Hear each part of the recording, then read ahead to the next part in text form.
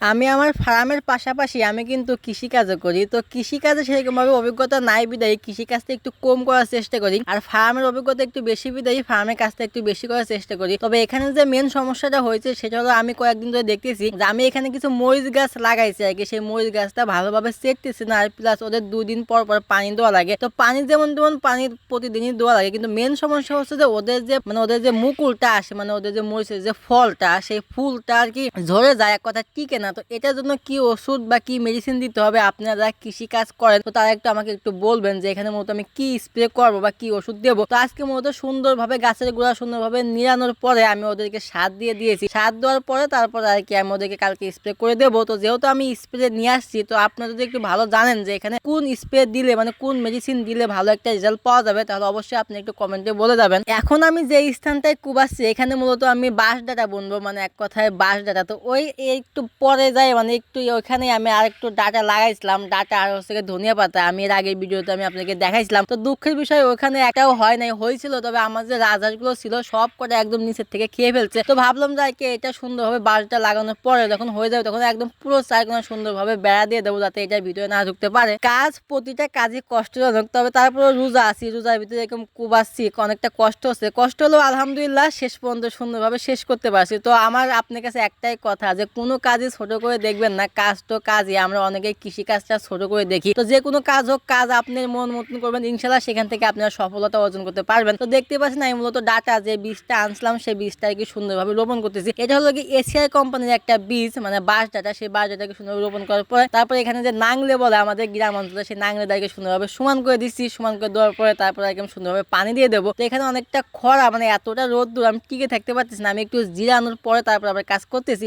এরকম ভাবে 4 থেকে 5 বার জিরাইছি, জিরানোর পরে তারপর আগে কাজ করতেছি। তো টোটালি সব কাজ শেষ। তো এখন আর কি মতো পানি দিয়ে দেবো। তো দেখতেই পাচ্ছেন আমি ওইখানে আগে মরিচ খেতে সুন্দরভাবে পানি দিয়ে নিয়েছি, তারপরে এখানে যে বাজারটা বুনছি সেই বাজারটা সুন্দরভাবে পানি দিয়ে নেবো, যাতে 7 থেকে 8 দিন পানি না দেওয়া লাগে। তো 7 থেকে 8 দিন পরে সুন্দরভাবে যখন ডাটাটা জ্বালা যাবে তারপরে আবার শেষ পানি দিয়ে দেবো। তো এইভাবে মতো আর কি মূলত আমার কাজগুলো করি, ফার্মের পাশাপাশি মতো আমি কৃষি কাজও করি। তো সবাই ভালো থাকবেন, সুস্থ থাকবেন। আজকের ভিডিওটা বেশি বড় করবো না। আল্লাহ হাফেজ।